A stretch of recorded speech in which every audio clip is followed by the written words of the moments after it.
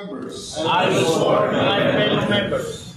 Promote unity. Promote unity. And work towards the betterment Work towards the betterment of the Climate Change Commission of the Climate Change Commission and our country. in our county. So help me God. So help me God. Congratulations, everyone. You are now officially inducted into the Climate Change Task Force. So we're looking for somebody that will really propel climate ambitions, negotiations into actions. Something that is bold, something that is full of action, something that embodied a new type of leadership that will deliver.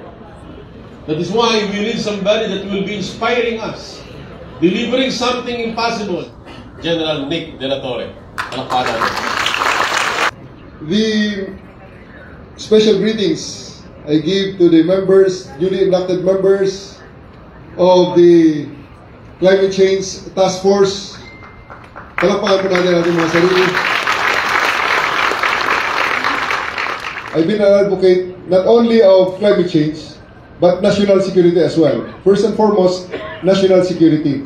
Sapagkat ang national security, pag di-discuss natin ngayon, very shortly, ay sa edukasyon nagsisimula. Google is your friend. May cellphone kayo dyan. Tingnan nyo ang National Security Policy ng Pilipinas. Nasa Google yan, National Security Policy.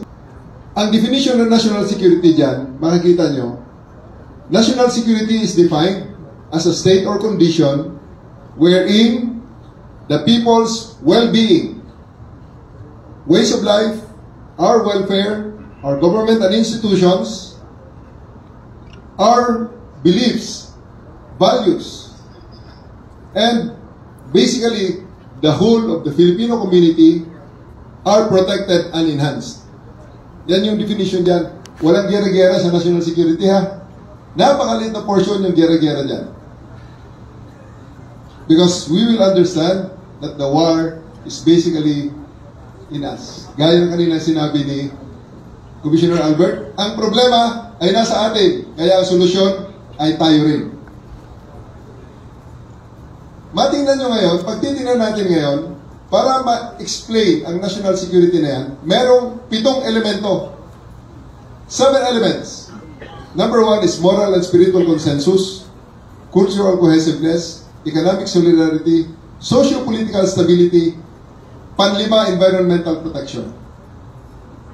Pang-anim na lang yung territorial integrity and external peace or international harmony. External defense natin, pampito. Mapansin nyo ngayon sa unang 5, moral and spiritual consensus, cultural cohesiveness, economic solidarity, socio-political stability, and environmental protection. Walang gera dyan. And it's very fitting, ang ginawa ni Commissioner Albert, lahat yan, edukasyon na magsisimula sa ating lahat. Bakit kasali sa national security ang environmental protection? Philippines is still the Philippines, wherein, again, ang national security for the Filipino people, our well-being, our welfare, our institutions, our government, and the Filipino community in general is protected and enhanced. So once again, congratulations to all of us for being here and for advocating for climate change resilience. This is a very timely na endeavor at talagang nakikita naman natin lately, ibang-iba na talaga ang klima, no? At talagang kailangan natin maging resilient para tayo mag-survive dito.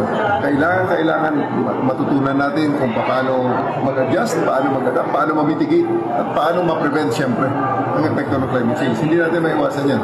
Madami ng tao sa mundo, na-strain ng resources ng mundo, at kailangan talaga matuto tayo kung paano makibagay sa mundo. Ito magandang approach itong ginagawa ng Climate Change Commission natin, sapagkat natural, unang-una talaga ang awareness, education. Dapat dapat ang bawat isa, dahil lahat naman tayo apektado, walang pwedeng umiwas sa epekto ng climate change. Kaya kailangan lahat naintindihan ang kanyang papel sa buhay diyan as part niya bilang isang miyembro ng mas malaking community. Paano niya matulungan na ma-mitigate, kahit paano ay mabawasan ang adverse na epekto ng climate change. Yan, yung lahat ng ating mga gagawin, dapat may scientific basis. Pinag-aaralan, marami tayong scientific gagaling para maintindihan talaga, hindi lang yung knee-jerk reaction ng ating gagawin. So, if there's a need for preservation, if there's a need for repurposement, if there's a need for rehabilitation, yun ang dapat mangyari. Pero dapat lahat ay may scientific basis. General Nicolas Torre, former Chief King.